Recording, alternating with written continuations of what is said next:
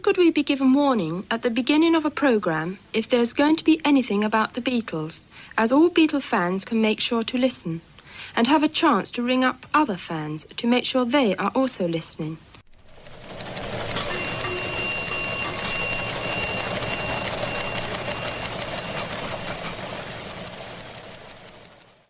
Hi everybody, this is John here. This is Paul, George, and Ringo. And we're very happy to be on your program once again. Hello everyone, and welcome to another episode of Beatle News Briefs. Each time out bringing you important Beatle guests and great discussions about the Beatles world. I'm your host, Steve Marinucci, and we have a fantastic show today featuring a discussion with Madeline Bocaro, the author of In Your Mind, The Infinite Universe of Yoko Ono. Her book not only delves into Yoko's life, but also is a revealing portrait of Yoko as a person. Madeline has talked extensively with her and will give some great insights on the real Yoko Ono. But there's more. In a special added segment, we'll have portions of an interview Yoko Ono did with former Capital EMI executive Joe Smith in October of 1987. You'll hear in Yoko's own words her thoughts about meeting John Lennon, the Beatles breakup, the Double Fantasy album, and the plans they had made which never happened because of John's passing. This is something you will certainly want to hear. Now let's get started. Here's my talk with Madeline Bocaro. Madeline, welcome. Thank you so much. Good to talk to you. How are you doing? I'm doing good. I'm coming off 3 days of Best for Beatles fans. I've been there a few years in a row selling the book there and getting a pretty good reception. And yeah, saw the One-to-One documentary a few weeks ago, going to the IMAX premiere this week again. How long did it take you to put that book together? 500 pages. Well, I didn't really know I was writing a book. I had been writing about Yoko all my life, some for publication, some not, just Facebook groups. I started, people were asking what certain artworks were about, what certain songs were about, and I write these little pieces. And one day I got some software that allowed me to put everything in there and see what I had. And I had a 500-page book, basically. I just moved the chapters around. I reviewed every album consecutively when it came out. I wrote in my diaries what she was up to. I loved her and John, so I would record all these news programs off the radio, saw them on TV all the time, saw the Bettins on TV when I was a kid.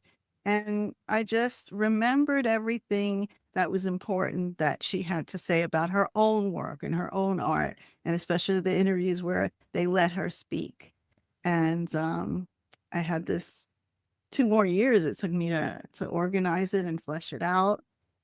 And there it is. I just don't think you can start at day one and say, page 1, Yoko was born. Right.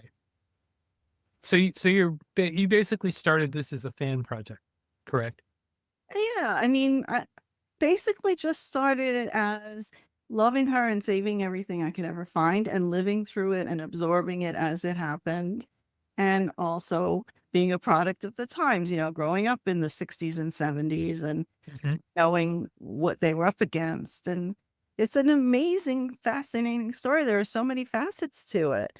There's the love story of John and Yoko. There's the Beatles connection. There's her ancestry, which is incredible. One of the 3 wealthiest families in Japan, yet she was starving during the war with her siblings in a farmhouse. But her ancestors were also very important people in their own right and went through some of those, which it's usually boring. But no, these were, Nobel Prize winning people. One of the first Japanese people into the UN was one of her uncles. Her great-great-grandfather was a banking billionaire. And there's amazing stories behind it. So there was that. And there was her other 2 husbands, the kidnapping of her daughter by her first husband and their reunion in the end. And a lot of the FBI chasing that. It's just every 5 seconds you can think of another topic that they can make a whole documentary on just about John and Yoko. There were 2 in 1972. The 2 that are out now, Daytime Revolution and One-to-One about the concert, which I attended when I was 14. So, so much. But what was it initially that attracted you to her? Was it before she met John, or was it after she met It John? was probably she probably had met him, but I saw an article in Time magazine. It was a 1967 article, and I might have seen it in 1968, but I got it out of my aunt's magazine, and she was Mhm. in front of her film Bottoms with the naked behinds walking. And I was just like, this is great. She had a little mischievous smile on her face, and I saved the article. And then pretty soon after I got the White Album, and I heard that female voices were singing on it. And one of them was this Japanese artist, Yoko Ono. And I said, wow, that's her. And she's with John Lennon. This is great. I can find out everything she's doing. So I started to, follow everything they did. And the one thing that, I mean, there have been books written about her, one that just came out, but yours is not a standard biography. You get into her mind, basically, and show people what she is. Yeah. And, it's weird that, you know, experiencing her is different than reading about her. It's really, I mean, and as we were talking before we started here, and I mentioned to you that I've interviewed her a couple of times. I also saw her. Or were you aware that she did a lecture at Stanford? Hmm. If you, I was at that lecture, and that was amazing because she did the cut piece live in front of us. Nice. And you read about this thing before, and you figure, oh, this is weird, really weird. But to see it in person was like astounding. I mean, that was just amazing. And I also saw her in concert with Sean. And that was something else too. The lecture though was really quite an event. Once you encounter her, I mean, there's different levels to it. People have just met her for briefly, 5 seconds, just an exchange, but they say it was so intense. She was so warm and welcoming, and she caused a wave of calm to come over me. She's just like that. And if you spend 5 minutes with her, you know why John was fascinated by her. She's just magical. What do you consider the difference between Cynthia and Yoko? Well, Cynthia was the posh upper class girl like that John kind of followed and fell in love with. But John was basically kooky at heart. He was Mhm. an artist, and he was a little bit wild.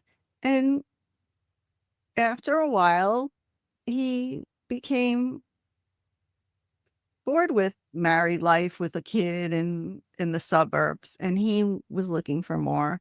And he found her. I mean, he wasn't really looking. They just kind of met at her art exhibition, and that's what melded their minds. He realized, oh my God, this woman is well, she realized that John got her when he took a bite of her apple, when he wanted to hammer imaginary nail in. But what he got from her is the freedom to be himself. The impression that she gave me was that she was going to be equal to him.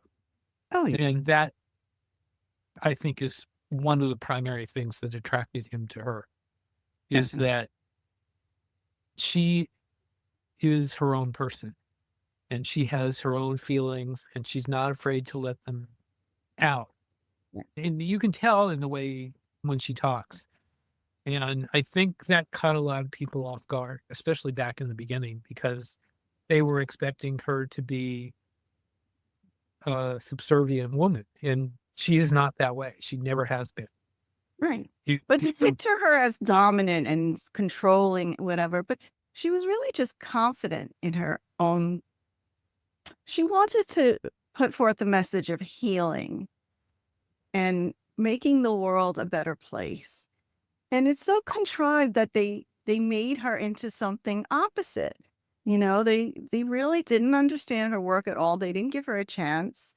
And they were really both just trying to do good. And they were all very truthful and honest. And so many lies were written about them, despite them being honest about themselves. They admitted to taking drugs. They admitted they weren't the greatest parents. They admitted their faults. Yet the media wanted to make them out worse than they were, and it boggles my mind. Let's talk about her art. Her art is something that, when people talk about Yoko, they don't understand it. But I think there's a very simple philosophy to it. I think the phrase that you can use to describe her artwork is "let it be," because that's basically what she does. Box of Smiles, you look in a mirror. Mhm. Some of the things she asks you to do, I mean, the bottoms thing, for example, is not something that people understand right away, but it's so much of her art is just kind of, to show what's out there. The wish tree is another thing that, Yeah, never it's said all that it was. participatory. It's unfinished. She wants you to get something out of it. She wants you to participate. And I was just thinking that when you go to a surrealist exhibition or impressionist or expressionist, you don't come out feeling like, well, that was for me. You're just looking at art on a wall and you like some of it, you don't like some of it. That's it. The artist is showing you something Mhm. artistic, let's say. But she wanted art to be not to have monetary value, not to be bought and sold, not to be on a wall, but it's an action, it's a communication. And this is what she put forth. And a lot of her pieces were like mend piece, wrapping piece. Those were about healing and, um, just catharsism. And most of her work came from her own traumas in childhood. She realized everything is transient. You can't hold on to anything. So everything was like a whisper, or it would disappear, or it was invisible. Her half a room, she had everything cut in half, painted white, all the furniture, everything in the room. And she's showing you the half that's invisible, and you're seeing the half that's there. So a lot of her work, it's just described to most people. They read about it, but you have to experience it in context. And you go through these white spaces. Now there's exhibitions everywhere. There's one in Berlin. This huge one just ended in Tate Modern. It's traveling to Chicago this year. Um, just just experience it. It's getting amazing reviews, and now people are finally understanding what she was about. How do you think she affected John and the Beatles? Let's go with John first. How Well, did she affect? they had similar backgrounds, right? The parental abandonment issues, basically. So they were very lonely, and they were lonely together too, because they were in the middle of the eye of the hurricane, really, by themselves. So I think they opened up definitely through art, but mostly through music, because John gave Yoko a beat, and she came down from the 12-tone composers and the avant-garde vocalizing and all that. And then she freed him from the beat to do more kind of esoteric kind of things and get deep into his soul, like the Plastic Ono Band album, his first one, get raw and get real and communicate through a song. So that's mainly what they did, but they nourished each other. They validated each other. They were each other's biggest fans. Yoko was becoming a musician. John was becoming an artist. I mean, they really melded and gave each other everything they had.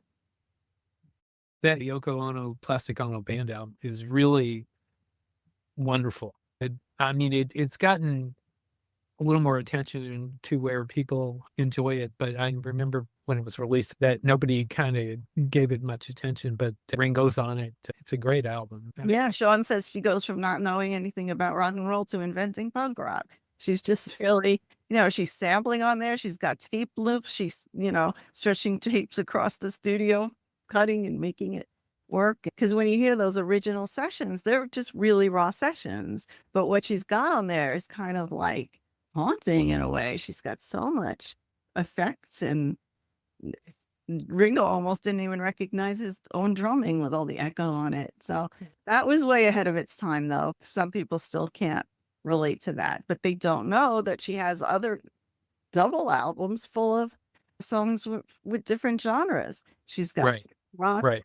ballads, gorgeous ballads, She evolved, and if she had put out her albums in reverse order, maybe she would have been more accepted. But it had to go the way it did. What about the Beatles? She had an effect on the Beatles, maybe not something that everybody realized, but it was there.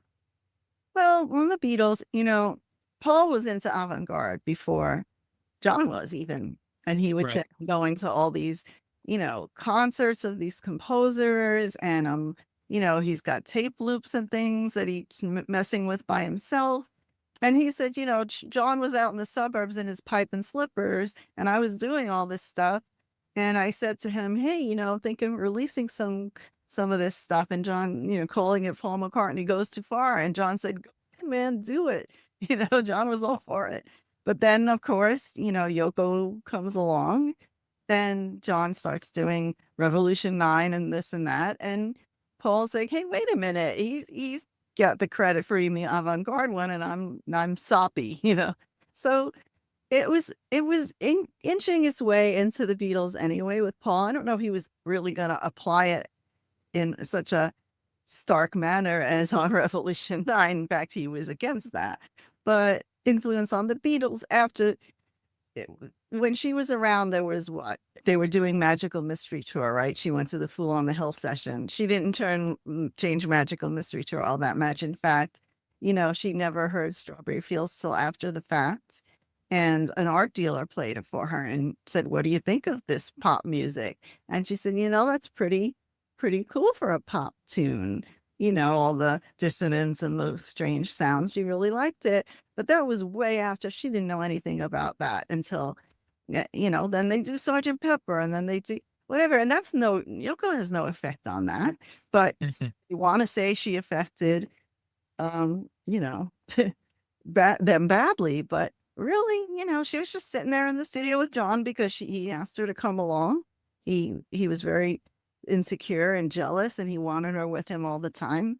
And if you can see in the Get Back sessions, she's just sitting there knitting, crocheting, whatever she's doing, reading. And she even said, I was in a dream world. I wasn't thinking what the Beatles were doing. I was thinking of my next artwork. So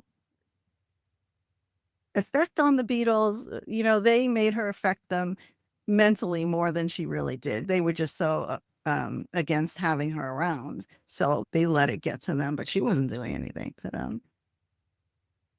I was thinking that she might have had some effect on everybody's got something to hide except me and my monkey. Well, I'm sure John wrote that about her and himself.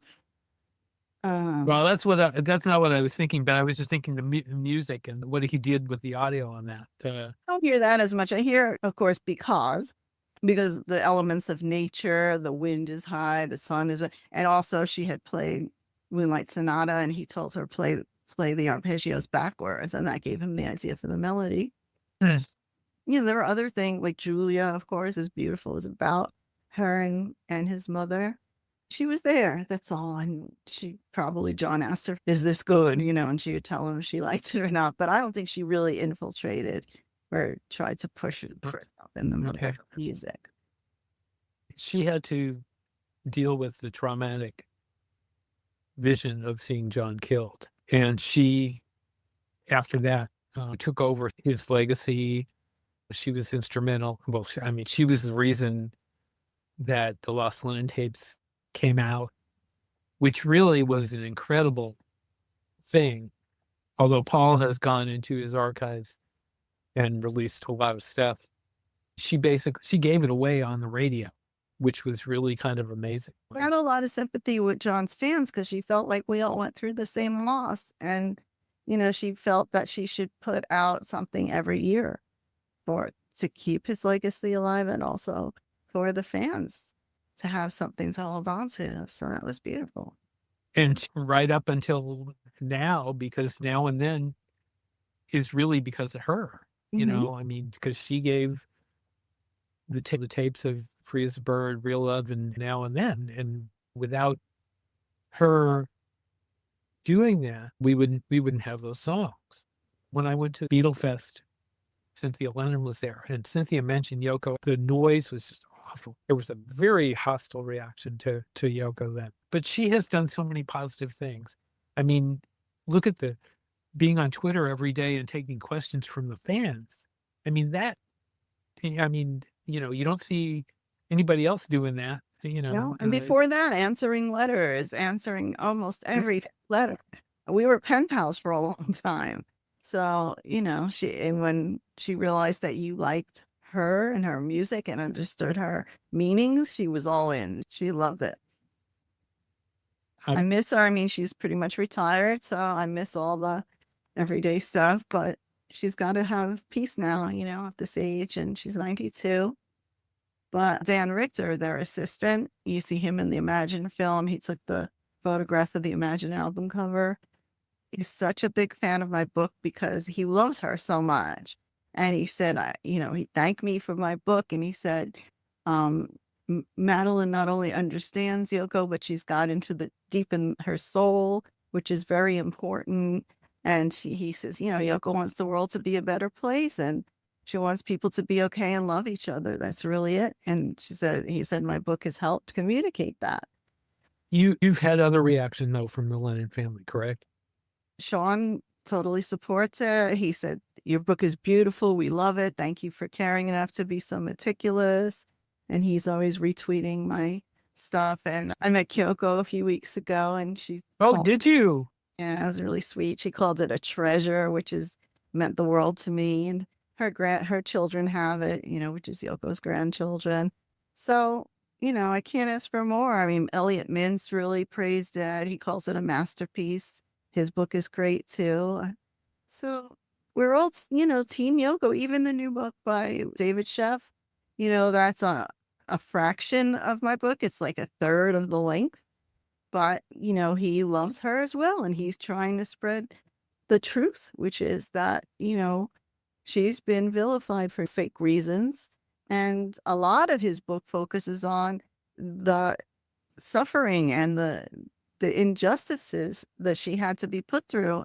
And it's really sad to read. Like the second half of his book, I don't mention these people's names because I won't give them the time of day, but he goes through them. The thieves, the conspirators to slander her and John, stealing his diaries, doing, kidnapping threats, death threats, extortion, so he goes into that in depth. And it's really painful to read because he was with her and he shows how broken and sad she was and scared. So, there's that aspect of it too. The question then to ask is, what do you want people to take away from your book? Her wisdom, because not only do I want to say she's not bad, she was good, but there is so much wisdom and things that she has to say. And I used a lot of her voice in the book. It's like her telling her story really. And just beautiful thing, like just showing us our misplaced values and showing us that water is more valuable than gold. Like simple things that we don't even think of. How important things that are invisible really are, like the air. If we didn't have air, forget it. If the air is not invisible, we're in trouble because it's poison. So, but it goes at length, her views about raising children, her views about peaceful methods of getting peace, and it all makes complete sense, and it's all from left field. A lot of it, she John used to say she like comes from another planet sometimes with this information, but it's really amazing. And there's a chapter in my book called Premonitions, and it's all about these things that she's said in lyrics or even John has that have come true like 50 years later, whether good or bad, and it's really eerie how many of these instances there are. And that she relied upon psychics and tarot card readers and directionalists and all this, and in a way it was beneficial to her. Maybe it was just something to hold on to, but it also opened her up for a lot of people taking advantage of her in that way too. Did you do any interviews with her for the book, or you have talked to her, correct? Oh yeah, I spent a lot of time with her.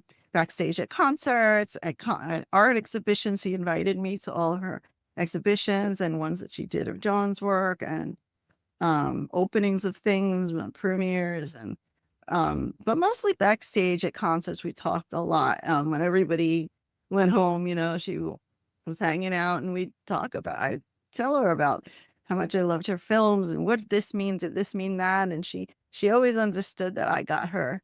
I really understood her, so she loved that. And I just have a lot of insights, but just knowing her, and I just wanted this beautiful part of her to be shown for what it is.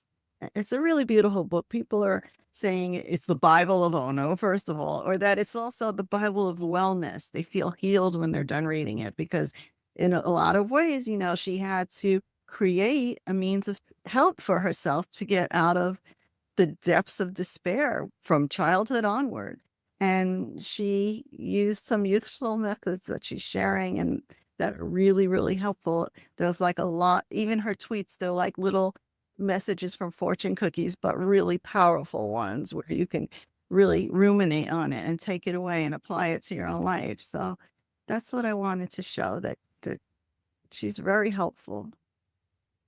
I noticed today when looking your book up on Amazon that there is no Kindle version. Will there be a Kindle version? I'm working on possibly an ebook, but yeah, I don't know about Kindle, but definitely ebook. Definitely ebook. Okay. That's good to hear. It's the type of book that you really need to take time with. And if somebody's reading it to you, it's going to go by and you're not going to absorb. Because some people say, oh, I wanted to read 10 pages tonight, but I got through 5 and I just kept having to stop and reread and rethink. They finish it and they want to read it again because it's so packed with great information. That almost sounds like Yoko saying. Yeah, but not just Yoko, but just like little funny things like in the 60s, there's a quote from Andy Warhol that said everybody was on amphetamines because if you went to sleep, you'd miss half of what was happening because there was so much happening. Or just like the song John Sinclair, what John, sang to get him released from being jailed for chewed marijuana for 10 years. But ironically, John Sinclair, before he passed away recently, was one of the first people in Detroit to line up to buy legal marijuana.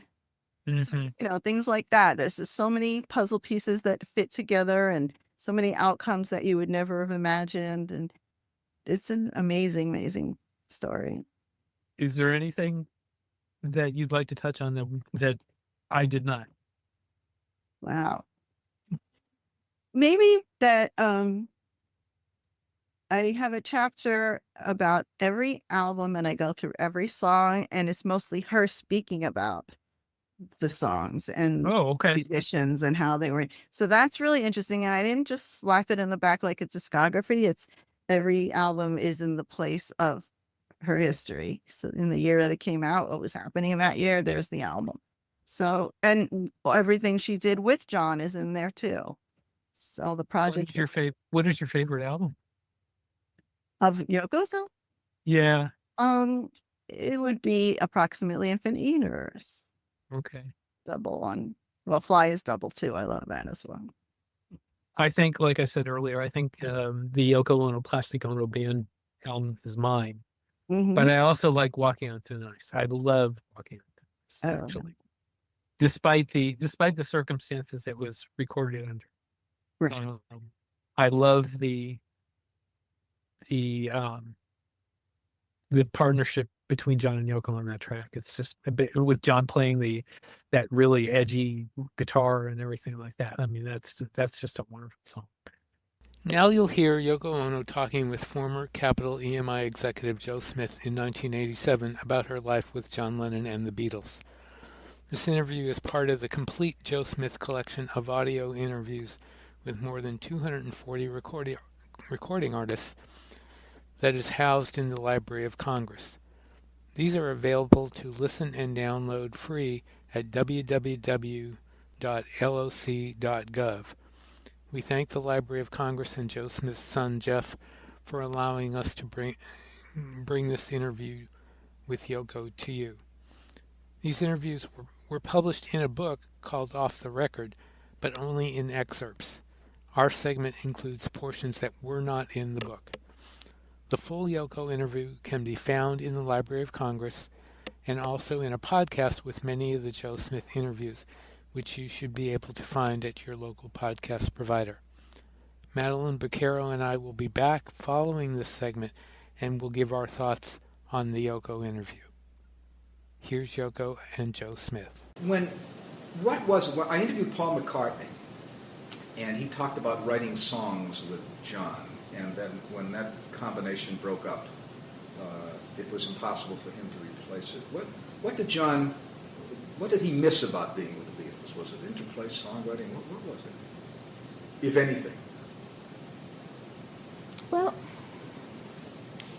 for John it was like a divorce, and I think that he was feeling very good about it, as if a big weight was off him. But at the same time, he was very proud of the group. He felt that there was not a group that would be compared to their group. And also, he had an extremely high opinion about each one of them, which might be surprising. I mean, he used to say, well, they're very sort of intelligent kids, you know. The fact that they come from Liverpool, you think they wouldn't understand these things. They do, you know, that sort of attitude. He was always protective of them in that sense. I don't really think he had voiced anything that he really missed about the Beatles. Maybe that was because I was the other party that he got the divorce for, you know, or whatever. But at the same time, that's a very bad thing that I said, you know, like he got a divorce for marrying me, so it sounds like, yes, no, things like that would, you know, I was, I fell into the trap right away about saying, oh, does that mean that you broke up the Beatles? I didn't break up the Beatles. The Beatles were getting very independent. Each one of them were getting very independent. And John, in fact, was not the first one who wanted to leave the Beatles. Ringo one night with Maureen came to John and me and sort of said, well, he wants to leave. And also George was the next. And then John. Yeah. Paul was the only one who was trying to hold the Beatles together. But then again, the other three felt that Paul was trying to hold the Beatles together as his band. You know, they were getting to be like Paul's band, which they didn't like. You know. So there was an incredible period of unpleasantness for John. So he was in fact delighted that he was out of it. I think that in a funny sort of way, I felt the weight of it, weight of the breakup, because he was communicating and having an extremely intense, stimulating exchange with three very intelligent guys, very quick guys. And now he expected all that to be replaced by me. And so our communication was very heavy, and it went very well. But at the same time, initially when we got together, that he would go to the studio and he would be playing with the other three. I had a little time off, in a way. But that was gone, you know. Well, that had to be a heavy load to... it was a very heavy load, yes. But also it was a challenge, you know. And also, I did understand the situation. It was like Duke of Windsor announcing to the world that I am, you know, I am with this woman, of course, who is not going to feel honored and make sure that I respond to his expectation. Well, there was also a dark side of that, too. You were painted as a villain in many quarters. It was Yoko that broke up the Beatles. How did you react to that? Well, that was something that was going around in the world, probably not just in whispers, in many loud statements, but we were sort of together, and the closeness of it.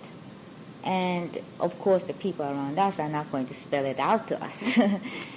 So in a way we were shielded and protected from that sort of street talk. But you knew it was out there somewhere. Of course we were aware of it, but it didn't hurt me so much in the sense of somebody who are personally close to us saying something nasty. What had been your pre-meeting John? What had been your perception of the Beatles? Had you been a fan? Had you known very much about them? I didn't know very much about them. That seems to be something that nobody can believe, and most people keep saying, well, how dare she would say such a thing? Of course she must have known, etc. Of course I knew the Beatles as a social phenomenon, just like I knew about Elvis. But I knew very little about Elvis anyway. But I read the newspapers about these long-haired kids or something. Where were you living At the time, the first time I read something in the papers was in Japan. It was a very small article that said that these 4 boys with mop hair, a strange haircut, was becoming extremely popular. And then I think I just sort of scanned some article in Light magazine when I was here, I think. But that's the big famous article about the Beatles in Life magazine. I just know that I didn't read it thoroughly or anything. It's just there was something about Brian Epstein, a clever guy who made this group happen, and one of them were supposed to be very intelligent or something, and that was John. That was John. Yeah. You've probably told it a lot of times, but it comes out different in a lot of ways, too. How did you meet? I mean, that's such a trite question, but... Well, as you know, that I met him when I was doing a gallery show in Indica Gallery, and it was the opening night. And I'm sorry, I chain smoke, and I'm sure it's very unpleasant coming from LA and all that.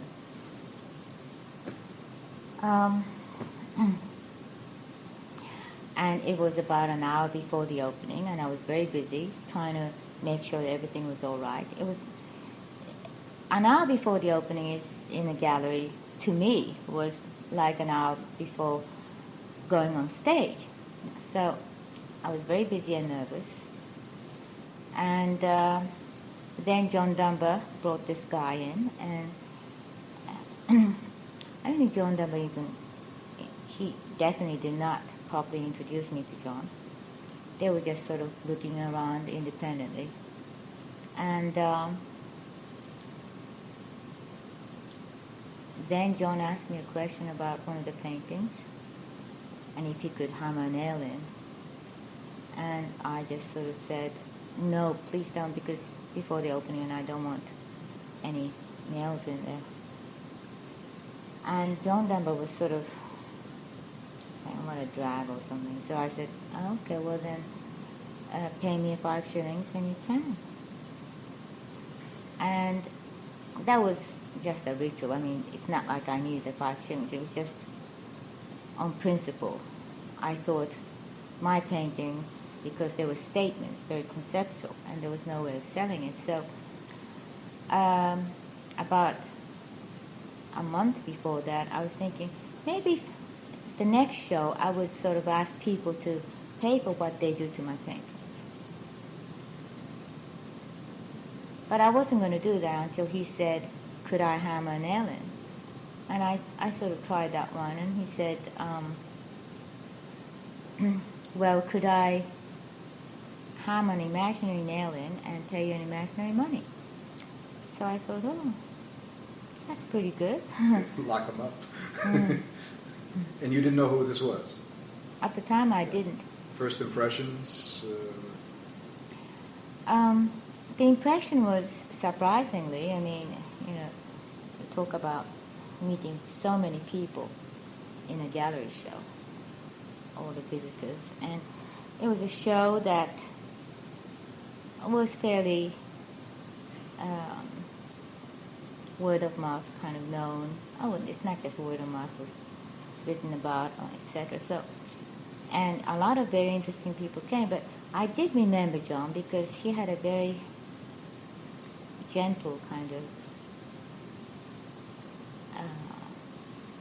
warm look, and I don't know why, but I just sort of thought, well, if I'm not busy, and also I was married then, but the pity I could have an affair with a guy like this, but that's that, you know. I was more involved in my work at the time, and it wasn't the time to sort of start some Later on, energy-consuming affairs. did you feel you were being criticized by the outside world at all for leading this Beatle down the path? Did you ever get that sense that people were knocking you for? Well, definitely there was a tendency of if we did something that they didn't like, it was me, and if it was something successful, it was John. There was that, of course. And but it was a learning process. I really think that life is a process of learning, and we are given, each of us are given the light in which we learn the things that we have to learn. And probably John and I have to learn those things. Especially me, probably I have to learn experience of humiliation. and probably it was good, I don't think, because otherwise I would have stayed the proud Yoko Ono, you know. And it was good for my pride, I think, to learn lessons like that. What happened between 1975 and 1980? People were not making records, especially. Was there ever a chance that they were ever going to get together again? Everybody, so many people in the world were trying to put pressure on them to get together once, twice, make a record, a concert. Was there ever close to it? Well, John was adamant that he just would not want it to repeat the past. And I don't know, maybe Paul might have felt that he wanted to get together.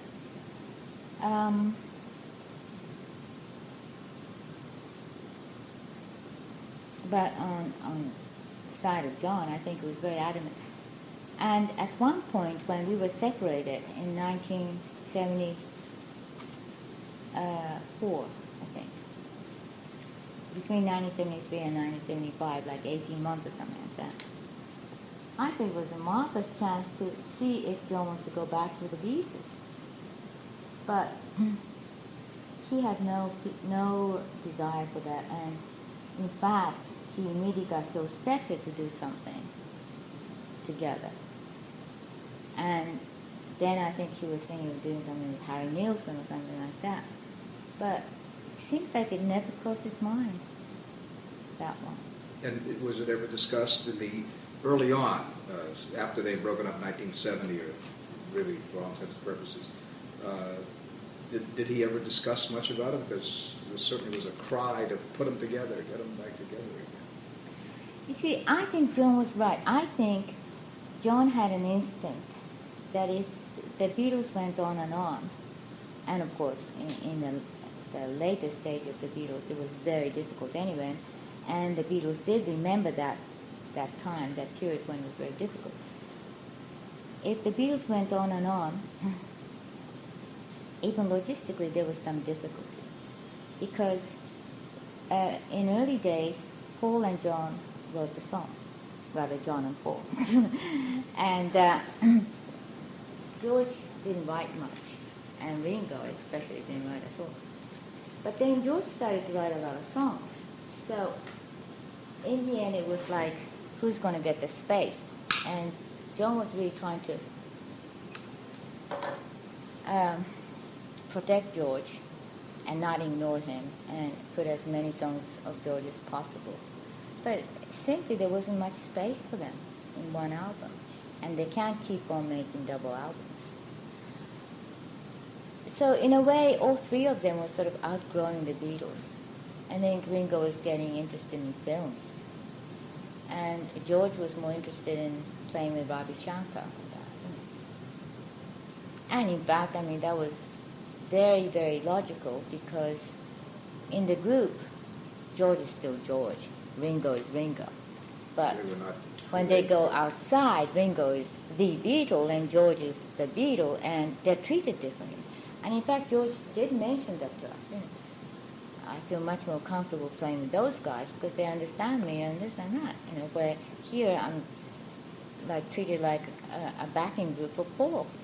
And that was the kind of complaint that was expressed many times.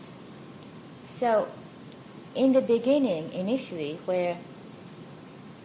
when all four of them probably were much more insecure, they were sort of compromising and just uniting to make it. And then when they made it, of course, they blossomed, and each one of them became the king. So there was it was very difficult then to unite and do something together. Well, for those of us in the business, we pray they didn't get back together again, because it would never have been the same.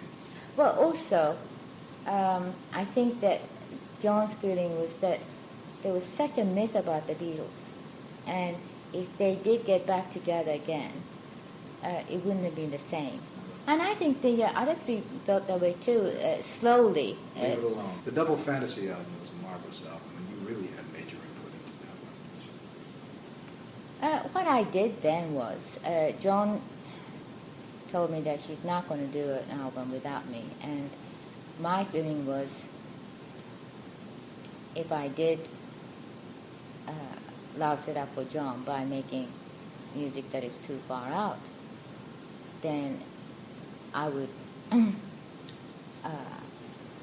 only feel guilty, but I would never live it down. So I was very careful in writing songs and putting songs that were more acceptable than something that was very experimental. Were you happy with it, even though you were writing to make them acceptable? Were you pleased with what came out? I was happy with most of them, I think, because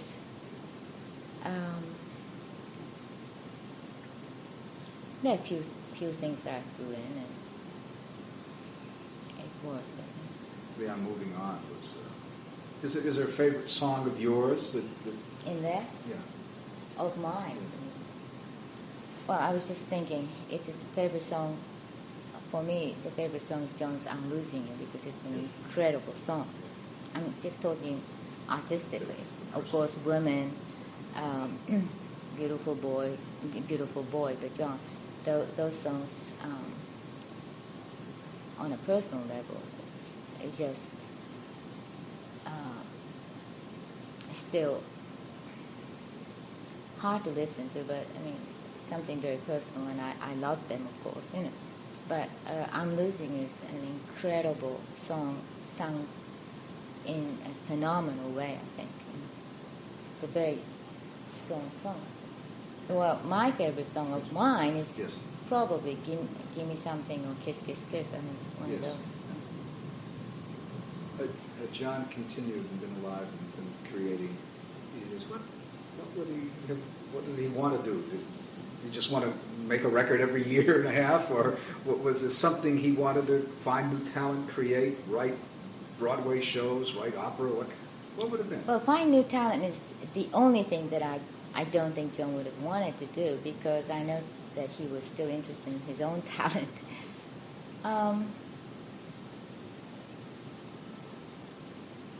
Though he was interested in production end of things, so I would never know. He might have gone into that. I think that the planning that we were doing was to go on a tour after the Double Fantasy, and also to do a musical on Broadway called Ballad of John and Yoko. Surprise, surprise. And and then we were going to make a film. But that's about all. But That's your. that's hands full. Oh, that's hands full. That's And 5 then years. while we were doing that, of course, we would have thought of the next album. But we were thinking about Milk and Honey. That was already set. We were going to make that film. So a record. So after that record, probably we would have done another tour or something like that. I don't know how successful we could have been because the kind of planning that he was doing about it, but it might have been all right. I don't know. Have you retained relationships with the other three from time to time, or is it when business calls, or was there nothing there to retain? Well, I think that circumstances made us apart, very much apart, and also made it very difficult for us to communicate. But again, circumstances made us understand each other a lot, It's a very complex situation. John and I were probably closer to Paul and Linda's situation more than any other couple in the world. And so we certainly understood what Paul and Linda were going through as a couple. Against or with the world, so to speak. And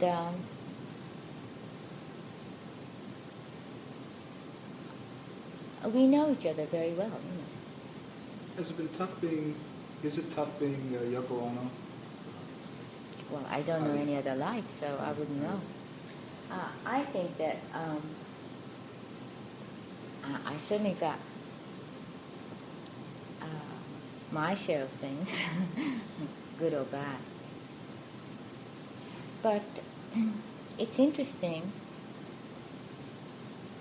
to know that there's so many things that I don't know or I didn't know, and every day is a discovery.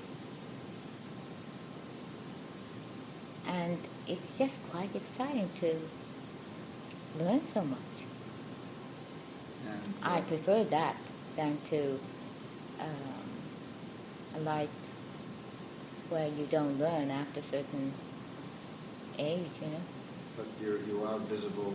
There's security and there's privacy and there's void arrays and things like that. But, it seems like you carry a weight with you. You certainly carry it well, and you go about your Well, life. it's a different kind of weight probably, but I think that all of us are carrying some kind of weight, and it's just a matter of a different kind of arrangement of life, And I have one probably strength about me is that I'm very versatile, and this is the situation now, and I can cope with it. Madeline, you and I have both heard the clip. What did you think of it? I think it was wonderful because it's a rare instance where Yoko spoke at leisure and with very forthright about the Beatles and John's desire or not desire to ever reunite with them, and how they broke up and how she was involved in it. And it's just a very relaxed situation, and she's really saying a lot of interesting things. One thing that she said specifically that you couldn't help but pay attention to was the fact that she didn't break up the Beatles. She definitely confirmed what everybody, realistically is saying, that, it was time. And actually, John didn't try to break up the Beatles first. Other members of the Beatles tried to quit the group In that before. specific interview, she said that Ringo and Maureen came round to see John and Yoko, and they were the first, and then George, and then John. So Right. that's an interesting little tidbit that, I knew that Ringo had left during the White Album sessions, and they cajoled him to get back and, told him, no, we love you, don't leave. But for him to have gone around to John and Yoko's residence at the time, that was interesting. And another thing that was interesting was the fact that when she talked about the possibility of getting the group getting back together, that they all realized that it wasn't going to be the same. And they knew it was going to be difficult because of that. Well, the revelation there is that, she was saying if they were going to get back together, they would have done it in the 18 months that he was separated from her. Right. And he had 18 months there out on his own to do whatever he felt like doing. And he was with Paul in LA. They were hanging out. Ringo was there. George wasn't, but they could have definitely contacted George and done something. They were in studios all the time, right? In and out of studios. So that's it. And I also like the part where she's talking about double fantasy. She said, I toned myself down because I didn't want to, infiltrate on John's success. She elected to do songs with a beat and a melody, and she was specifically adhering to that. She's mentioned numerous times that she knows that her music is not for everyone. Did you ever have a discussion with her about that specifically? I'd be with her backstage and she'd be reading a review from a newspaper. She had a song called It's Time for Action, and they called it It's Time for Aspirin. So she was laughing. She didn't let it faze her, really. She was doing her art, and that's what it was. And, she said, I don't accommodate the audience. I ask the audience to accommodate in every aspect of her art. And when they put out Ono Box, they did that. She realized my fans have had a rough time of it, trying to get my albums, having them go out of print. So she was happy to put that set together for everyone.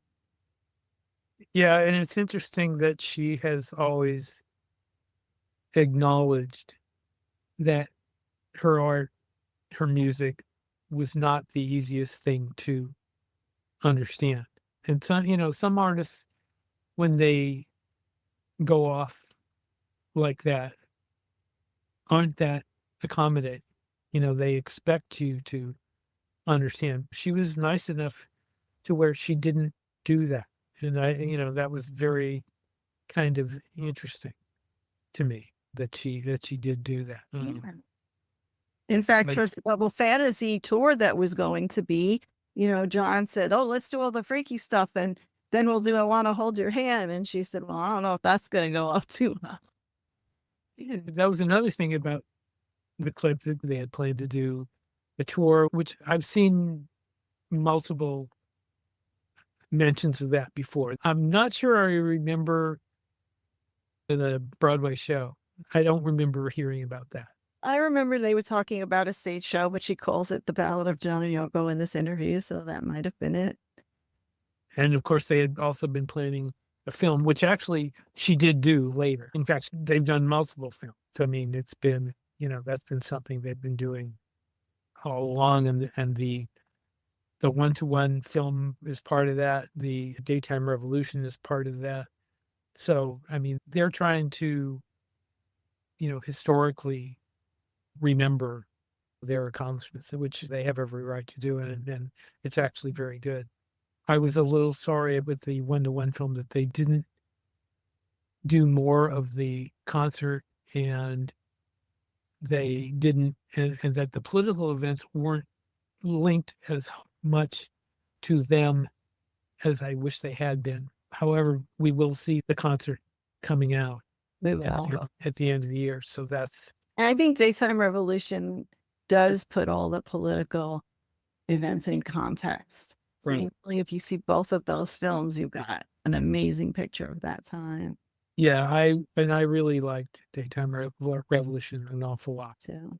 I kind of wish they had done a deluxe set and brought back all the shows like Rhino did on VHS.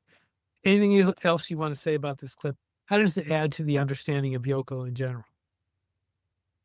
I think she's just very clear about not having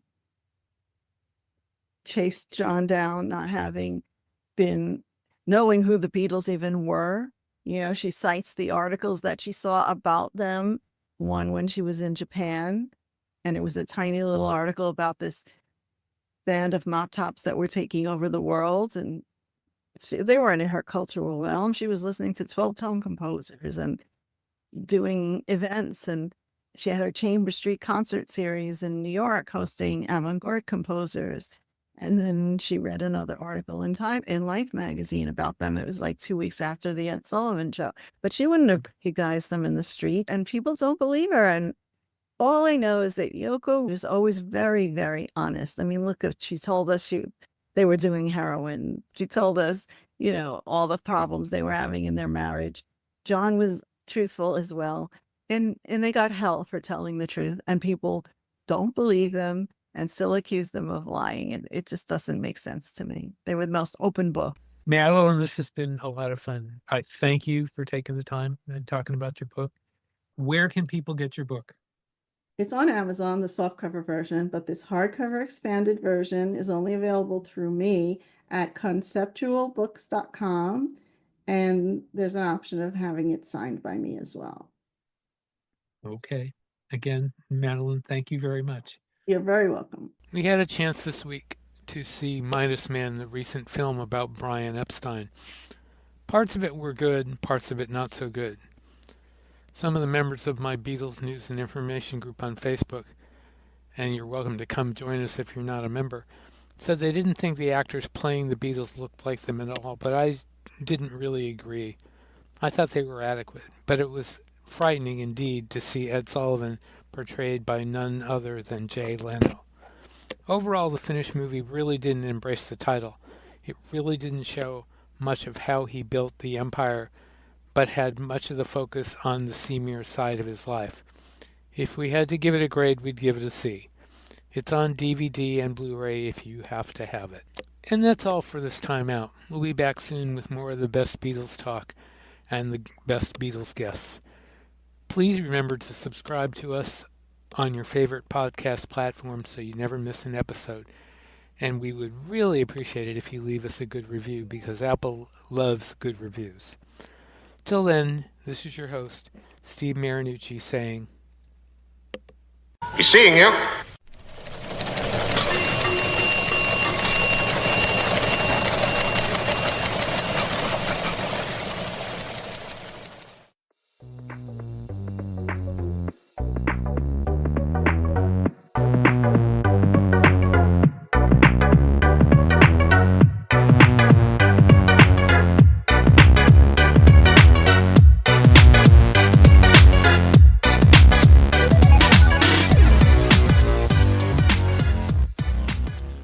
Keep that one. Mark it fab.